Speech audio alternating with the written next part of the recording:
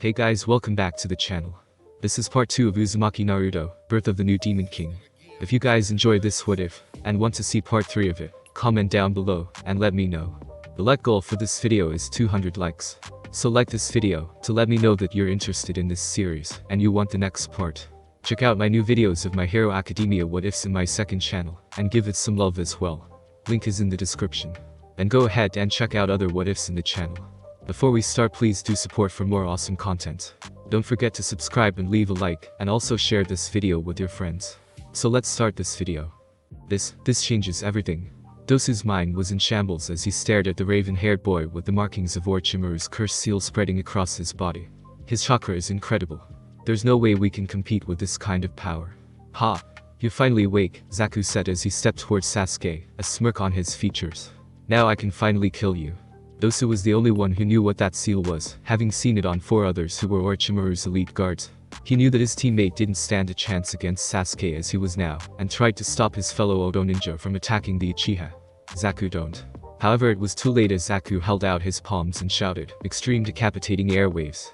The blasts of slicing airwaves that emitted from Zaku's hands were incredible. Everyone was forced to crouch down, and cover their eyes as the immense pressure displaced the air around them, causing many of those in attendance to be nearly blown off their feet. When the jutsu finally ended, the many groups that had converged saw that the land in front of Zaku had been turned into a large trench several feet wide and nearly a foot deep. It stretched out for all the way to the tree that Sasuke and Naruto had been lying under, which looked like a giant had taken a bite out of it. Naruto had been buried under the rubble, thus, no one saw his body as it was encased in a red haze. Zaku was breathing heavily as he stood there, his feet spread shoulder-width apart, slightly crouched, with his hands held out in front of him. However, despite his obvious state of exhaustion, he had a proud smirk on his face. "Ha, look at that," he said with a huff, his tone somehow managing to retain its arrogance despite his exhausted state. "Blew that little shit to pieces." "Not quite." Zaku's eyes widened as he heard the voice behind him. He tried to turn around, but wasn't given the chance to do much of anything as he was pounded in the back of the head by a fist. Hard. With a shout of pain and surprise, Zaku was sent flying. He soared through the air, right until his body hit the ground with a loud smack that rang across the clearing. His still conscious teammate yelled his name, but it was lost to the boy as he rolled across the ground like a ragdoll. His brutal tumble ended eventually, and Zaku managed to just push himself up onto his hands and knees. As he did so, his wide eyes strayed over to Sasuke, who was standing in the same spot he had hit Zaku from, Sakura standing just a few feet behind him. Such speed! Dosu cried out in surprise. He managed to get his teammate out of harm's way in the blink of an eye. Everyone else seemed just as surprised as Dosu was. Well, Zaku was still quivering in shock, and more than a little fear, but the members of teams 10 and 9 were staring at Sasuke in shock. Even Neji had a surprised look in his eyes. Sasuke smirked. It was the kind of look a cat had when playing with a mouse. His hands came up and soon ran through a quick gauntlet of seals, ending on the Tiger Seal, the seal for all fire jutsu. Fire release. Phoenix Age Fire Jutsu. Sasuke sucked in a deep breath, then released it in quick bursts. Several flames erupted from his mouth and took the shape of fireballs. The volley of fire destruction sped towards Zaku, who had finally managed to get back to his feet and regained his bravado, even if most of it was faked. "I'm not gonna let you get the best of me." The Odo Genin stuck his hands out and released a powerful burst of airwaves that smacked against the fireballs, putting the flames out. Only to find that Sasuke had hidden shuriken inside of the flames. Zaku had no time to do anything other than get his arms up to cover his face as the shuriken came at him. He screamed in pain as they struck, slicing up his arms and legs. A few managed to embed themselves in his body, causing further damage. "Zaku!" Dosu shouted. "Get down." "Ha!" Before Zaku could do much of anything, Sasuke was already there, sliding across the ground as if he were on ice. The last Uchiha was quick to move behind Zaku, grabbing both of the older boy's wrists, then raising his left leg. His foot stomped on Zaku's back, forcing the boy onto his knees, his arms held in a painful position behind his back. His eyes widened further, and more pain erupted from his arms as Sasuke pulled on them. While the Odo ninja could not see it, everyone else noticed the sick and twisted grin on Sasuke's face. Clearly, he was enjoying himself. "You seem to be very proud of these arms of yours," Sasuke said, grinning as he toyed with the boy. He couldn't see it, but just knowing that Zaku's eyes were wide in a mixture of shock, pain and fear, caused a shiver of pleasure to go down Sasuke's spine. "You must be very attached to them." Zaku just barely managed to turn his head when he felt the foot on his back begin putting more pressure on him. His eyes widened in horror. He screamed, "What are you doing? No. Stop." Crack. The sound of Zaku's arms breaking like a couple of twigs rang throughout the forest. Everyone there watched in horror as the Odo ninja's arms were bent in a way that defied human anatomy.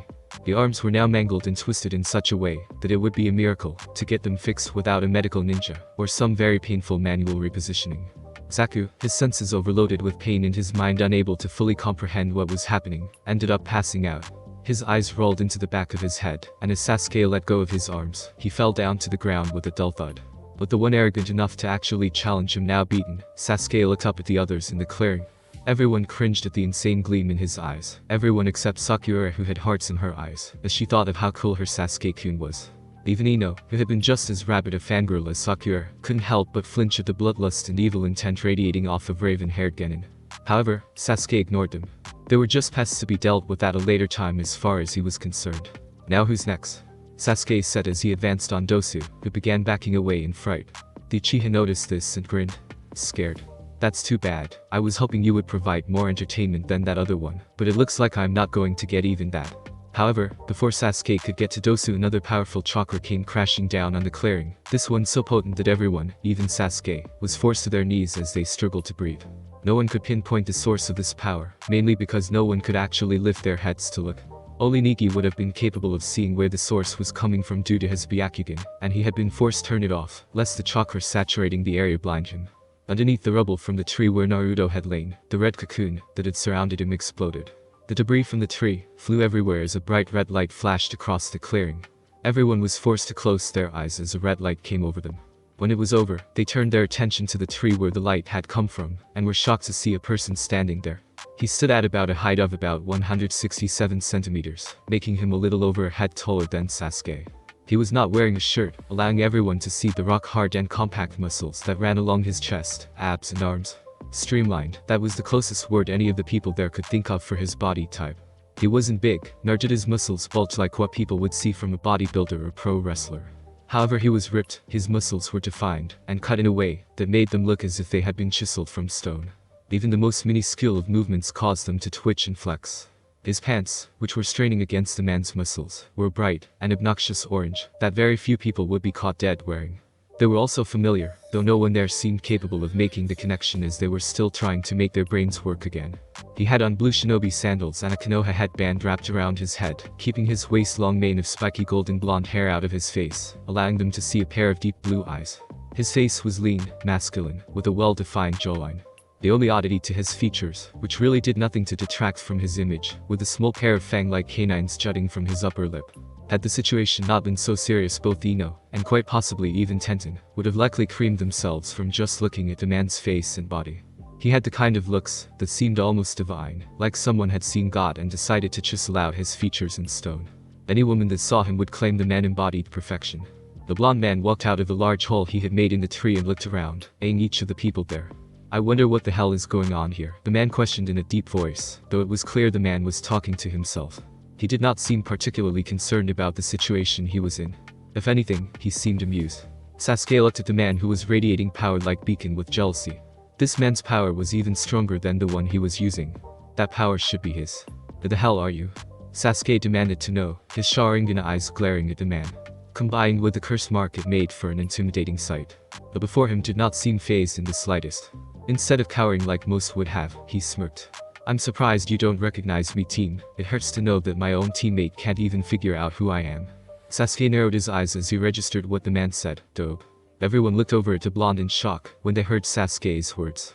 There was no way this ripped and extremely powerful looking man could be the dead last of their class. Could there? Naruto laughed and gave Sasuke a mocking clap. So I see you really do have a brain in that head of yours. Sasuke growled, I'm gonna have to show you why you shouldn't insult your betters, loser. My betters, huh? Naruto said with a grin as he watched Sasuke get closer.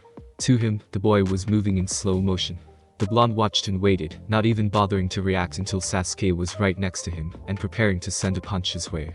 The young Uchiha didn't even know what hit him as Naruto's fist collided with his chest, the power behind the punch, making it feel like his entire ribcage had caved in before he was sent flying. Everyone watched in absolute shock as Sasuke was sent sailing right into a tree, hitting the trunk hard enough to cause it to crack. Sasuke slid down the tree as his curse seal receded. He was unconscious before he even hit the ground. Naruto ignored the shocked looks on everyone's face as he walked over to Dosu. Hand over the scroll now, or I'll finish what that little bitch of an Uchiha started, Naruto commanded.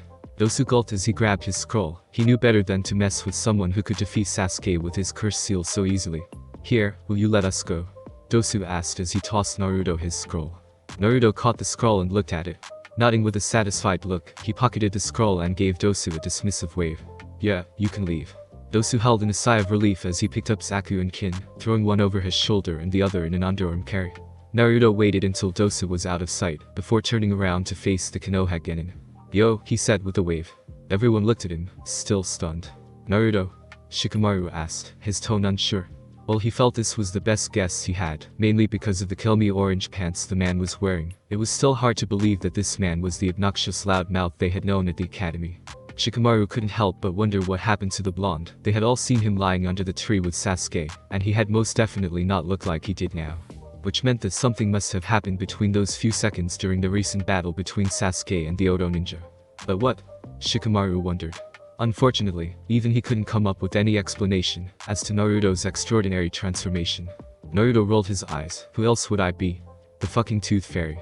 Those words seemed to snap everyone out of their stupor, though many were still left wondering how this person, who was radiating power like a furnace, could possibly be Naruto.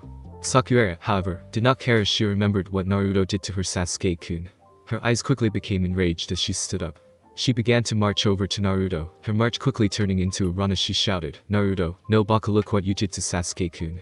With her fist cocked back and ready to let loose all of her righteous anger on the blonde like she usually did. Naruto grit his teeth at the loud and ear-piercing screech the pink-haired banshee unleashed. Looking over at the girl, the blonde frowned as he saw her rush in with a fist cocked back to deliver her righteous fury. Not that he had any intention of letting her hit him anymore. He sidestepped her rather clumsy attack, chopping the back of her neck as she passed him to knock her out. As she fell face first to the ground, Naruto sighed and created two clones, one to carry Sakura and one to carry Sasuke. He looked over at teams 9 and 10, I suggest you guys get moving to the tower. With nothing left to say, the blonde leapt into the trees and disappeared. Was that really Naruto? Asked Ino. Now that the danger had passed, she felt herself shiver and slump to the ground. Her face became flushed as her mind remembered just how attractive the blonde had become. That is, if that was really Naruto. When did he get so hot? It looks like it, Shikamaru muttered, a disgruntled look on his face. It was clear he was not pleased with this new development. He also had no trouble expressing this through more complaining. This is just great, now that blonde is going to be even more troublesome. Come on, we'd better head to the tower so we can get out of this troublesome forest. Birth of the New Demon King. Naruto grinned as he and his clones hopped through the trees at a speed that would put most ninja to shame. He felt great. Ever since he had woken up, Naruto felt like his body had been hooked up to a power coupling. His chakra, which had already been quite large, was now through the roof. The second chakra system, which he recognized as his Yaokai, was a barely contained maelstrom of power, giving his namesake justice. He could feel it coursing through his body, rolling off him, and giving him more energy than 1,000 ninja. He felt powerful, invincible. Absently, he twirled the new heaven scroll he had gotten from a group of unsuspecting Ame ninja that he had jumped around his fingers. It was amusing to see how pathetic some of the people entering this exam were. The 3 Ame ninja had been so busy trying to lay a trap for the clones he had sent after sensing them, that they had not even realized the real danger until he appeared within their midst. Now they were dead and he had their scroll. The blonde Uzumaki wasn't sure how long he had been in this forest, having been unconscious for some time during what he had decided to call his rebirth, since he felt it fit the description of his new changes.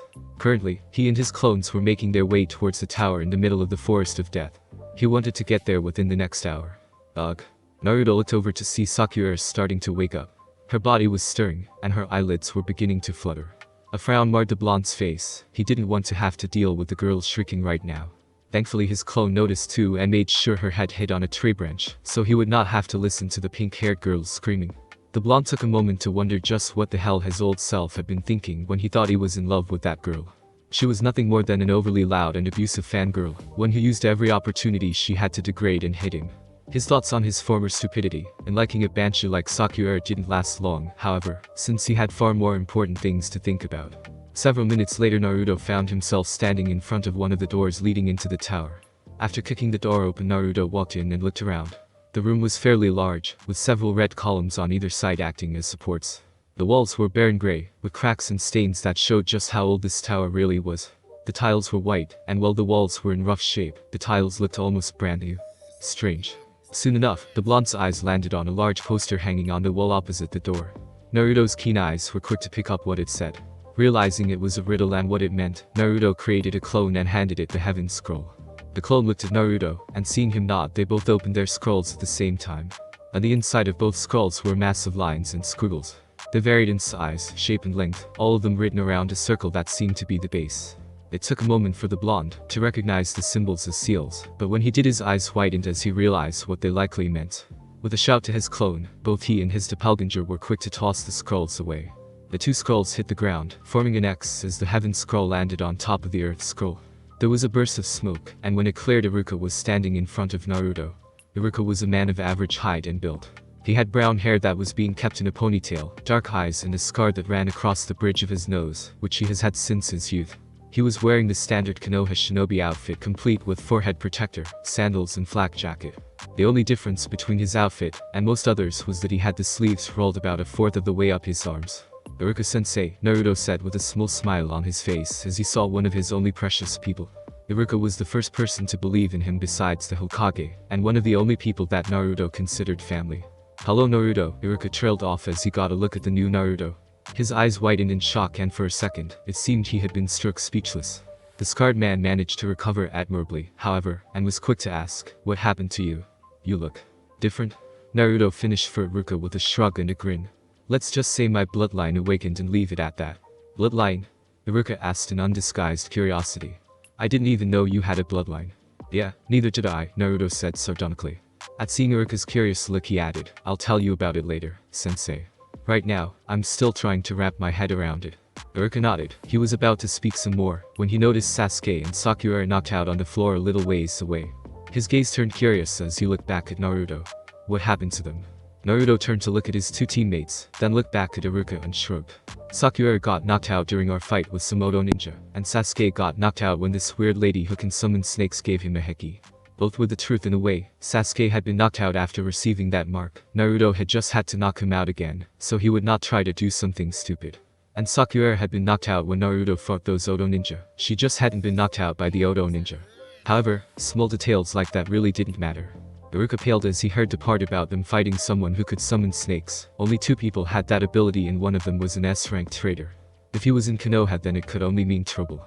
Anyway, you might want to get Sakura to the hospital, and Sasuke should see someone about that seal on his neck, Naruto said. Iruka nodded as he regained his composure. Of course, I'll get the medical ninja here.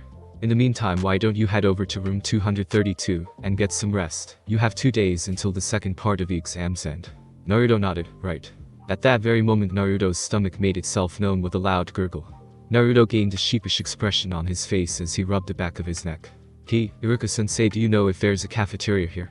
He had not really had anything good to eat in a while, and his demonic transformation took up a lot of energy. Iruka shook his head at Naruto's antics. However, he couldn't quite keep the smirk off his face. It was good to see that, awakened bloodline or no, Naruto hadn't really changed much. Yeah, it's down the hall, 3 doors on your left. Thanks, Naruto said as he ran into the hall to get something to eat. Who knew that having your entire body structure changed in order to hold enough power to equal the greatest demon to ever exist would cause such an appetite? Birth of the New Demon King. A now full Naruto stepped out of the shower and began drying off. The first thing he had done upon finishing his conversation with Iruka was head over to the cafeteria and scarf down as much food as humanly, or is that demonically, possible. He was glad no one else had been there at the time, with most teams still outside in the Forest of Death, and the few teams that had made it likely resting. Naruto didn't want any of the other squads to know about his transformation yet. Naruto walked over to the mirror near the sink, wiping away the steam on it so he could see his face. Or more specifically his eyes. Both the iris and sclera were deep blue. Moving outwards from the center were concentric silver rings that spread out in a ripple pattern. Kyubi had told him this was the Renegade, the most legendary of the 3 great Dujutsu, and was rumored to be the progenitor for all Dujutsu. Whether that was true or not, Naruto didn't know, but he did know the man who had created ninjutsu had these eyes. Though his were apparently different than the one that the Rikudo Sennin had. According to Kyubi, the Renegade was supposed to be gray with purple rings. She had told him that the differences in color was likely due to his demonic heritage, mixing with the Dujutsu, which also likely meant he would have some different powers than the original Renegade. He shook his head at these thoughts, not really interested in how he got it. Though he did make a note to himself to test his eyes' abilities when the second stage ended. Walking out of the bathroom, Naruto entered the bedroom, where he grabbed his boxers and pants and put them on. The room only had a single bed, due to it being a one-person bedroom. He had decided that he didn't want to sleep with his 2 teammates when they got out of wherever they were, and thus had found his own room. The last thing he needed was for the Banshee to start yelling at him, or the Uchiha to annoy him enough that he would kill the brat in a fit of rage, and lose his chance of becoming a Chunin. Sitting down, Naruto took up a meditative position, and began focusing some of Kyuubi's chakra to his eyes. Naruto used a minor kitsune illusion to make them appear their standard blue color. Only other kitsune would be able to see through the illusion, and those with the Mingekyo Sharingan would be able to tell there was an illusion over his eyes. Or so Kyuubi had told him when she taught him the jutsu. Naruto created a shadow clone, and as soon as it appeared it took out a brush and ink, and began to write seals along the wall for privacy. Most would probably be surprised that Naruto knew anything about the art of Fuinjutsu. However, ever since he learned Kyuubi was sealed inside of him, he felt it would be a good idea to learn them. That way if anything happened to his seal, he would be able to do something about it. The blonde wasn't very far along in seals yet though, only being capable of making basic, and a few moderately difficult seals. But he was getting there. With that done, Naruto entered the seal to speak with Kyuubi. Birth of the New Demon King. Naruto opened his eyes and walked through the cage, where Kyuubi was waiting in a kneel posture with her head bowed in submission. "What is it you wish of me, Naruto-sama?" Kyuubi asked. Naruto resisted the urge to groan. "First I want you to drop the sama crap. I hate titles. Just call me Naruto." Kyuubi looked up at him with something akin to shock, but before she could speak Naruto started talking again. "The second thing you could do is stop bowing to me. I have yet to actually do anything seriously worthwhile that would call for such a show of respect." "I can't do either of those, Naruto-sama," Kyuubi responded with a shake of her head. "Not only are you the descendant of Raizen, the most powerful of the 3 demon kings." "And I couldn't care less," Naruto interrupted. "Until I prove myself worthy of being Raizen OG-sen's heir, you will not call me Naruto-sama." "I cannot do that, Naruto-sama," the red-headed demoness said again. "You may not feel as if you have earned it, but the fact is that you are Raizen-sama's heir. Anything less than giving you the utmost respect is unbecoming of a demon." Naruto growled under his breath. He mumbled a few choice words that Kyuubi only picked up thanks to her enhanced hearing. They weren't very pretty words, and the redhead was unsure whether she should flinch or giggle at the profanities the blonde was spouting. It was so nostalgic. "Fine," he ground out at last, breathing out a deep sigh. "We'll discuss this later. I didn't come here to talk to you about that anyways." He crossed his arms and looked at Kyuubi, his gaze hardening. "You are going to tell me everything you know about my mother, my father and mother. You will leave nothing out. Right?" Kyuubi said. She tried hard not to shiver at his tone and the power he was unleashing. Not only was it slightly frightening, but for a demon like her, it was highly arousing. To a demon, power is everything, and those who have power are often the most desirable mates. With his new changes and demonic heritage unlocked, Naruto, like Raizen, was power incarnate. Kyuubi did her best to shake those thoughts off, however, as she knew she was not worthy of Naruto after what happened to him thanks to her. She quickly forced herself to get back on track, even though she had no desire to remember that time. Where to begin? I suppose I should begin with some basic information about myself. Originally, I was a simple member of the Kitsune clan, which are a clan of highly regarded demons in Makai that specialize in illusions and elemental manipulation. During one of my outings to the human world, I was struck by a very powerful chakra. I ended up passing out, and when I woke up, I had 9 tails, instead of my 3. "What does this have to do with what I asked?" asked Naruto, raising an eyebrow. It sounded like an interesting story, and he would probably want to hear more of it later. But right now, all he wanted was to know about his parents, and the Night Mother had forced her to attack the village. "There's a point, Naruto-sama," Kyuubi said with a placating gesture. "I promise." The blonde deliberated for a moment before nodding. Kyuubi continued. "When I got back, and my family saw my 9 tails, I became the new head of the Kitsune clan. You see, no one else has ever possessed 9 tails.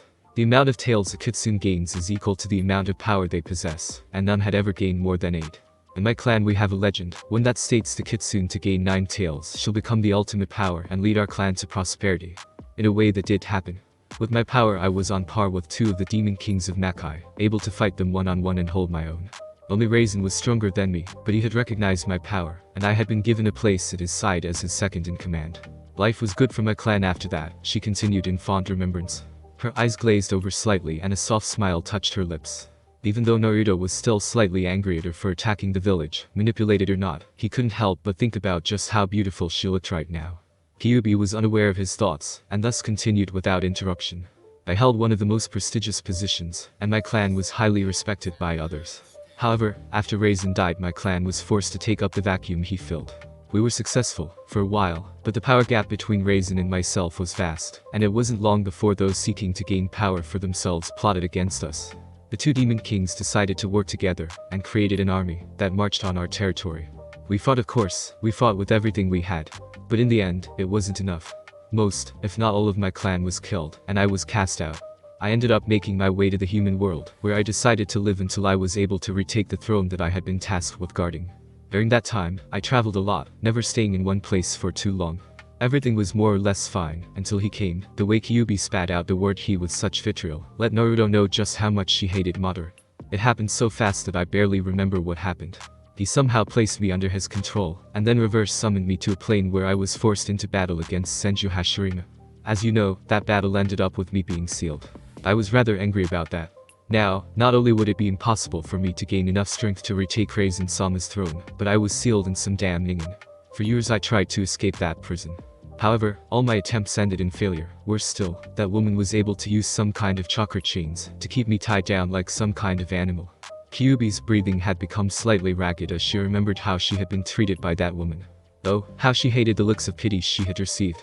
Mito hadn't even attempted to realize why she was so angry, just went on assuming she was a dangerous beast with endless hatred. It pissed her off to no end. By this point, there was an aura of red yokai leaking from the red head. Her braided hair was swinging about agitatedly, much like her 9 foxtails were also doing. Realizing she was losing control of her emotions, Kyuubi closed her eyes and took several deep breaths. After a few seconds, she continued.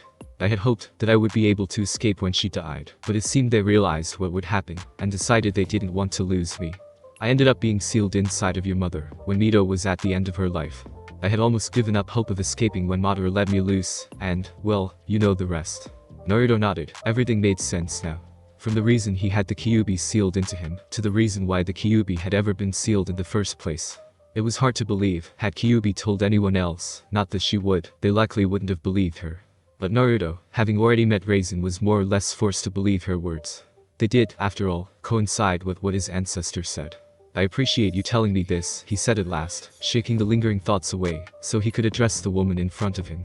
Well, I find that a part of this is your fault. Here Kyuubi flinched. I find that it is impossible to place all the blame on you. When the redhead turned white eyes on him, Naruto grinned. Most of these troubles seem to originate from that human, Uchiha Madara. Had he not come, I doubt you would have been sealed. Do not get me wrong though, while I do not blame you for my parents' death, nor do I hold any ill will. I find myself disappointed by how you let a human control you. It was a bit odd to Naruto that he was no longer thinking of himself as human. He knew he wasn't human, of course, but he had expected a harder transition with more angst and denial. Though he wasn't going to look a gift horse in the mouth. Best to just be thankful he didn't have any problems being a demon. Kyuubi nodded and bowed her head. Naruto was being more merciful than she had expected. But she was thankful to him, and decided she would use this opportunity to improve her standing in the blonde's eyes, and serve him as best she could. I understand, Naruto-sama. Now then, Raizen Oji-sen said something about binding you to me, so that you could help me reach my full potential. It was here, finally, that Naruto noticed Kyuubi's blush, and despite feeling a little unsure about its meaning pressed on. So how do we do this binding thing? Well, Kyuubi's blush deepened a bit. Despite having had kids of her own before gaining her 9 tails, she had never done the binding ritual. Her marriage, for lack of a better word, had been one of convenience. While the Kitsune clan had been powerful and well respected, the truth was there were very few Kitsune, numbering somewhere around 200 or 300, before they had been wiped out. Well, you have to. She mumbled something under her breath that Naruto could not catch even with his enhanced hearing. What was that? Naruto asked. You have to mark me, Kyuubi said, her blush increasing in hue.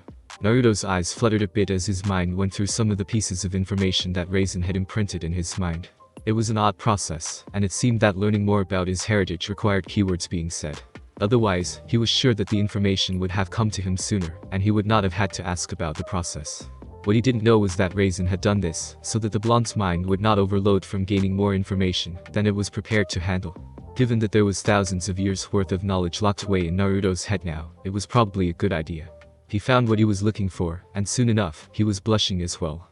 You're a demon, Naruto muttered. He turned to look at Kyuubi, who squirmed under his gaze. We don't have to do this, if you don't want to, he told her. While he had accepted his demon heritage, he wasn't quite sure he was ready to accept binding someone to him like that. Kyuubi shook her head. I really don't mind, Naruto-sama. Naruto raised an eyebrow. You mean to tell me you don't care if I basically mark you as my property? Kyuubi looked down at the ground, gaining a sudden interest in her toes. I have already sworn myself to you. This would not make a difference. Naruto sighed as he walked up to her. Are you sure about this? Kyuubi said nothing but gave him a nod. Naruto sighed as he went through his mind about what he knew on marking. He frowned in thought as he came upon how it was applied. There were two ways to mark someone. The first was the mark of a slave, usually from a demon biting someone on their arm or calf. In many ways it reminded him of how cattle were branded when he had a D-rank mission at a farm once. The second was the mark of a life mate. This was always located on the neck and was usually done during intercourse. Naruto grinned as a thought occurred in his mind. The blonde didn't know how it came about, but he decided it was a good idea, and it would be funny to see Kyuubi's reaction. Acting too quickly for Kyuubi to do anything, Naruto wrapped an arm around her waist, pulled her clothes and sank his fangs into her neck. Naruto-sama. Kyuubi squeaked in surprise. That soon turned into a moan of ecstasy, however, as Naruto flooded her body with his demonic yokai. While it was not as intense a feeling as it would have been if they had been in intercourse, it was far more intense than anything she had ever felt. Her entire body shuddered as a wave of absolute ecstasy washed over her. Had she been in her right mind, Kyuubi would have embarrassed when she came just from feeling the blonde's power coursing through her body. As it was, the only person he noticed was Naruto when he picked up the scent of her flowing juices. If he didn't have his fangs still in the vixen's neck, he would have grinned. After nearly a minute of this, in which Kyuubi felt like she was in one continuous orgasm, the redhead's mind went blank, and she blacked out from the overwhelming feeling. Naruto held her to him as she passed out and gently set her down. The blonde sat himself down and pulled the woman's head into his lap. He took a moment to examine her features. Kyuubi really was a beautiful woman, he decided.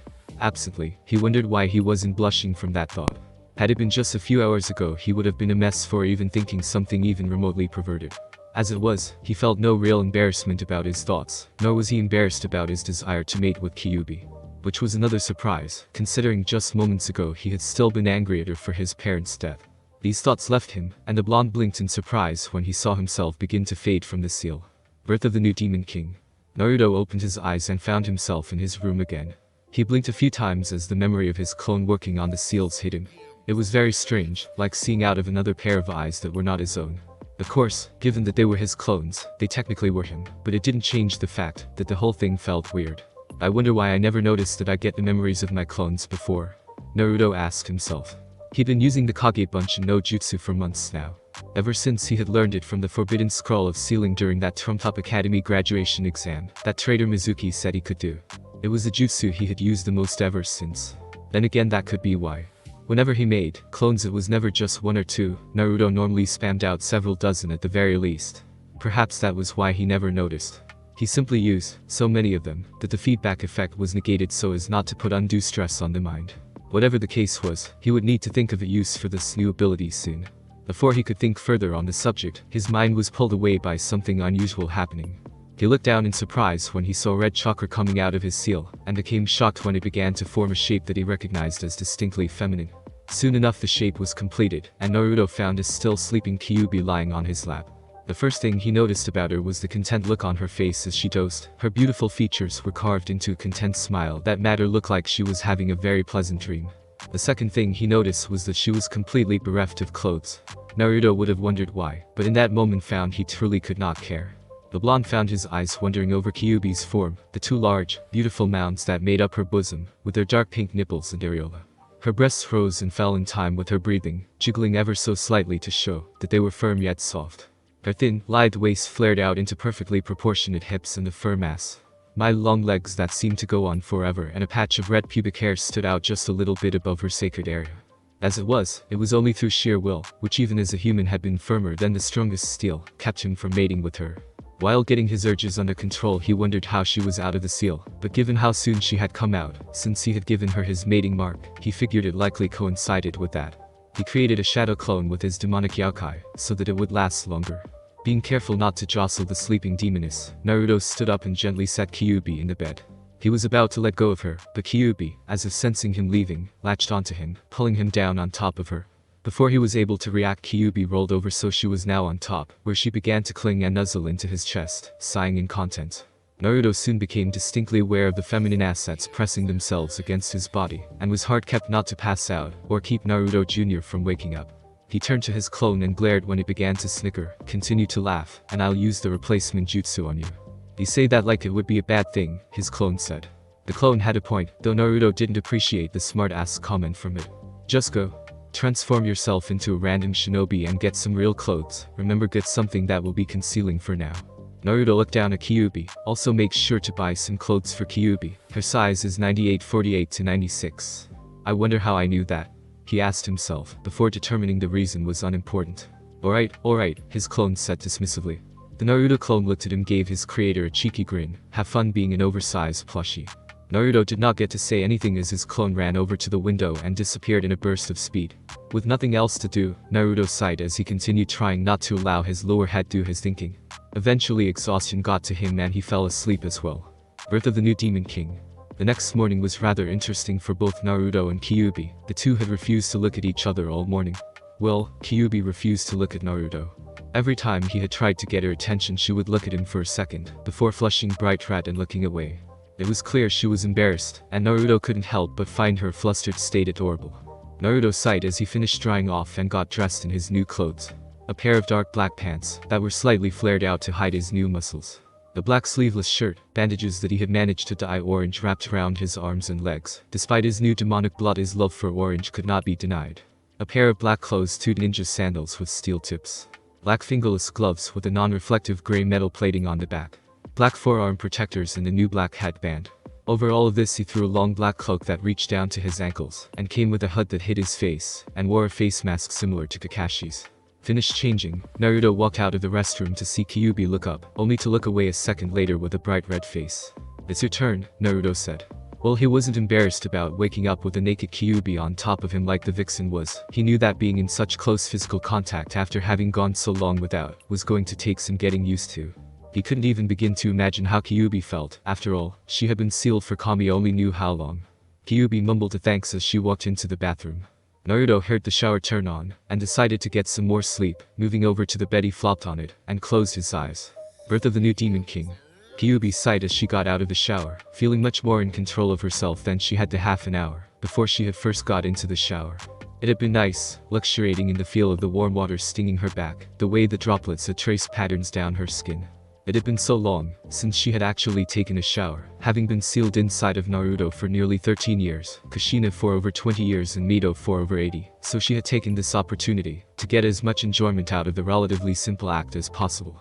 Truly, some people didn't know how good they had it until it was gone. Wrapping a towel around herself, the elegant beauty made her way over to the mirror and looked at her reflection. Not much had changed about her since the time she had been sealed. In fact, almost nothing had changed about her, despite having been in her fox form for nearly 200 years. It was nice to see that the abuse she had suffered from the humans constantly stealing and using her power had not caused her body to suffer in any way, shape, or form. Though she realized that her powers would likely be out of practice for some time to come. The only thing about her that was different, which also happened to be the thing that made her blush the moment her eyes landed on it, was the mating mark that Naruto had placed on her, sitting prominently near the junction between her neck and collarbone. It looked like the spiral she recognized as the symbol for the Uzumaki clan, but surrounding it were several odd lines that reminded her of the tattoo under Raizen's left eye. She let one of her fingers delicately trace along the mark, admiring it, and allowing herself to daydream, if only for a moment. When Raizen had defeated her in combat with relative ease, she had known then and there that he was a demon any demoness like herself would be willing to give all her tails for just to mate with. It had gotten even worse when she had become his second in command and formed what amounted to a fangirlish crush on the most powerful demon king. Despite her crush, however, nothing had ever amounted to it. Raizen had fallen in love with some filthy ninja, and she had been forced to watch him wither and die. Now his descendant, her former host, had come into his own demonic heritage. In the short time since Naruto's rebirth, he had proven to be Raizen's descendant. While the blonde had some of his own personality quirks, such as his love for orange and ramen, he was very much Raizen's descendant. He even acted just like the man, from what she had seen. Due to the blonde's new attitude, it was no wonder she was feeling so flustered around him, and she couldn't help but think about what it would be like to truly mate with the blonde. Reality struck a second later, and Kyubi remembered her place. She had made Naruto's life hell, and didn't deserve to be with someone like him. Looking at the mark again, she wondered why Naruto had given her a mating mark, rather than a mark of servitude. Surely for one such as her, the simple mark of a slave would have been more fitting. After all the horrible things her presence in his life had caused, she did not deserve to be treated kindly. With a sigh, Kyubi shook the depressing thoughts away. It would not do for her to question her master on things like this, just to satiate her curiosity. What was done and nothing would change that. She would simply have to accept her role in Naruto's life, and help him as best she could to atone for her sins. With these thoughts in mind, Kyubi moved to hang up her towel on the rack. However, as her eyes strayed the bathroom, she quickly realized that something was missing. She had left her clothes outside. Moving over to the door, she opened a small crack and looked out. Naruto was lying on the bed and looked like he was sleeping.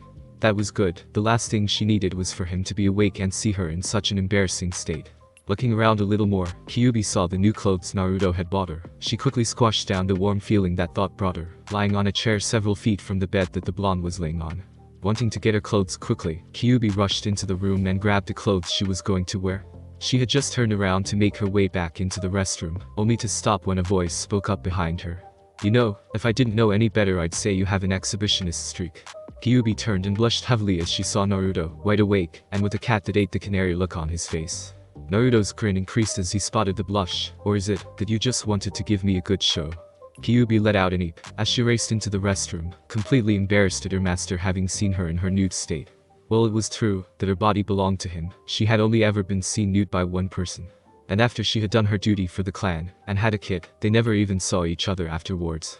Naruto chuckled a bit. It was so amusing seeing the woman, who just so happened to be the strongest Biju in existence, blushing like a little skullgirl.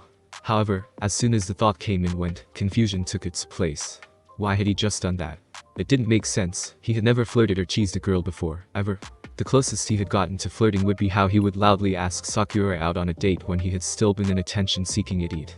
It was almost like he had another person inside of his mind creating all of these thoughts and desires, telling him to do things like tease Kyubi when she had come out of the restroom, and telling him to mate with her to make the mark on her complete.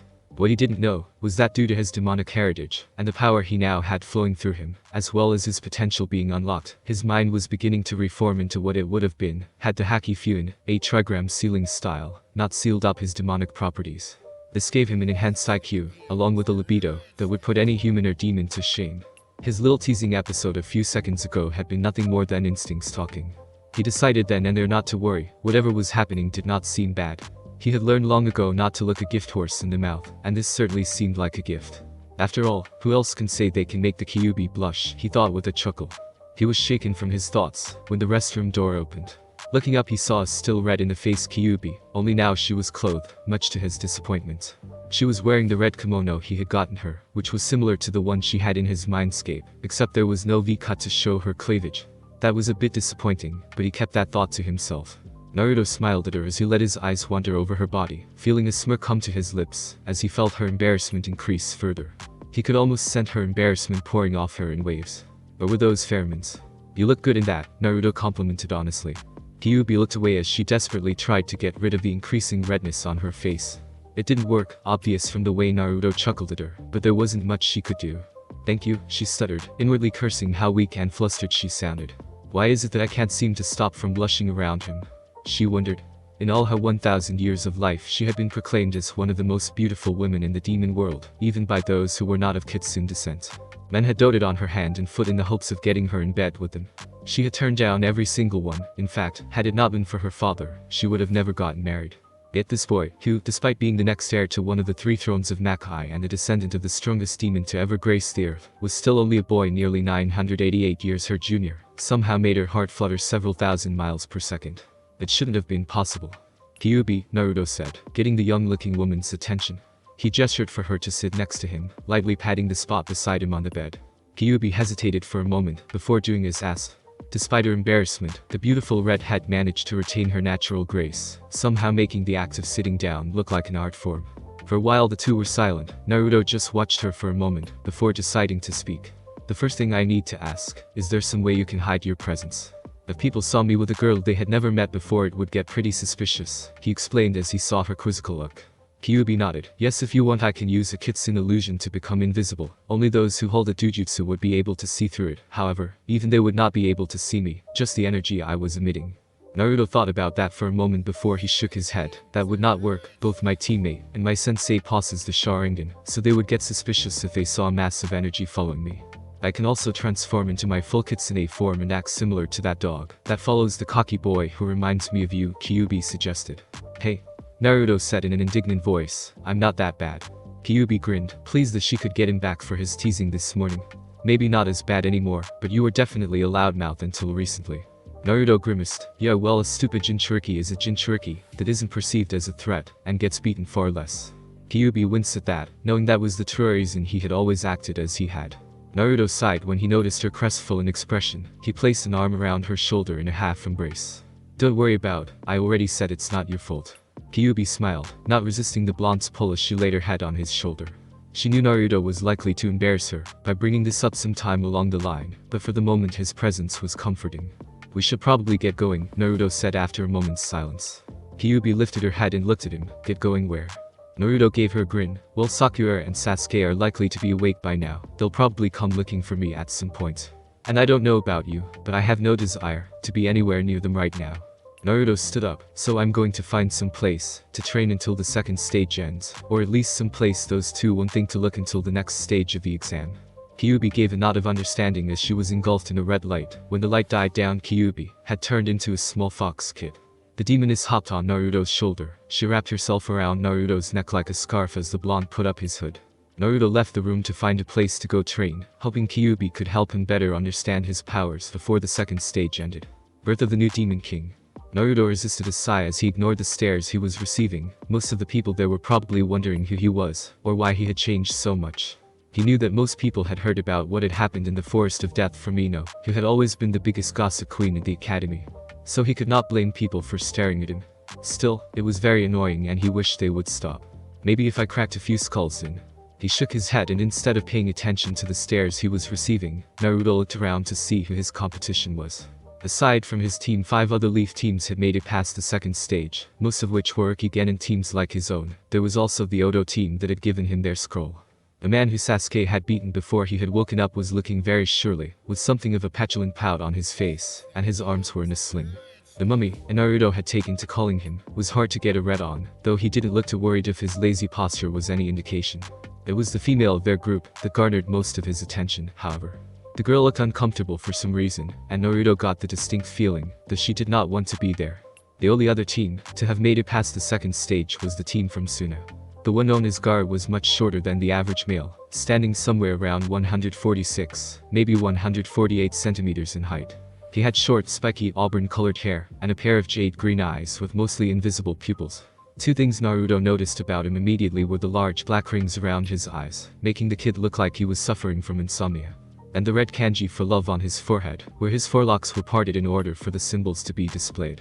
He looked agitated, and Naruto could practically taste the bloodlust rolling off of him.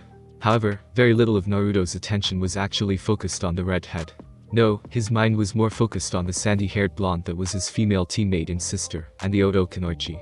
While neither could compare to Kyubi, they were both rather beautiful, and they were still young, so their bodies were only just filling out. He looked over to his left and saw the female weapon user of Team 10, who was also very attractive in her own right. Naruto frowned as he felt his urges welling up. It didn't help that both Kurenai and Anko were there as well. Fortunately, he managed to bring them back to heal with a few deep breaths. He was going to have to work on keeping his body under control, or he was liable to do something he'd regret later. Sighing, the blonde tried to focus on the area around him. They were in a large theater that looked like it was some kind of training area. He, along with the other genin, were standing on a stone-tiled surface. Up in front of them was none other than Sarutobi Hiruzen, who was standing on a slightly raised platform. Behind Sarutobi stood the proctors Anko and Ibiki, who were looking out amongst the crowd.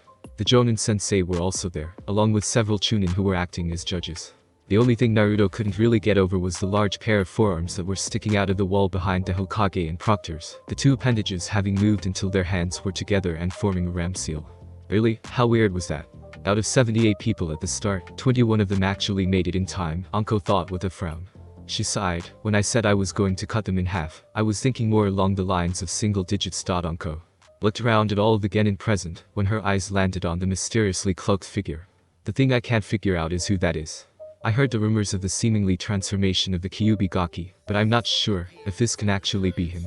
It's amazing that this many made it, and for so many of them to be rookies. Sarutobi eyed the Jonin squad leaders. It's no wonder they were all nominated. Sarutobi looked over the genin before his eyes landed on the spot where Naruto was supposed to be. In his place was a genin who seemed to have caused a lot of commotion, and according to rumor, compliments of one Yamanaka Ino defeated Sasuke in his curse-sealed state.